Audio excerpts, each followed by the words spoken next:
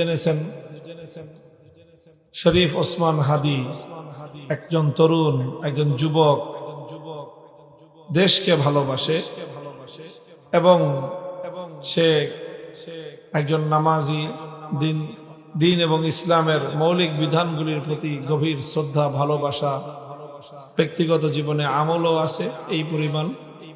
আলেম ওলামাদের প্রতি অগাধ ভক্তি এবং আন্তরিকতা এবং ভালোবাসা,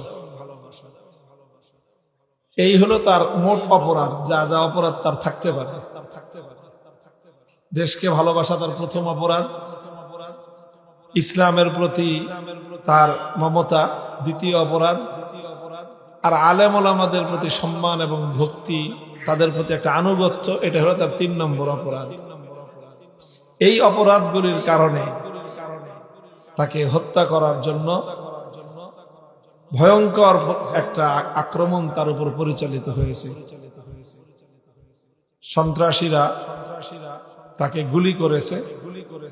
তার এই এক পাশের চোয়ালের নিচ দিয়ে গুলিটা ঢুকে আর এক পাশ দিয়ে বের হয়ে গেছে মাথা।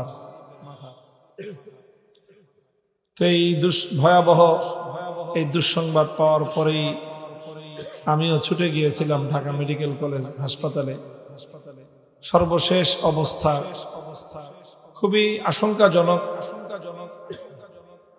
স্বাভাবিক চিকিৎসা বিজ্ঞান অনুযায়ী তার বেঁচে ফেরাটা অনেক কঠিন, তবে আল্লাহ পাক রব্বুল আলামিনের কুদরতের পক্ষে কোনো কিছুই কঠিন না।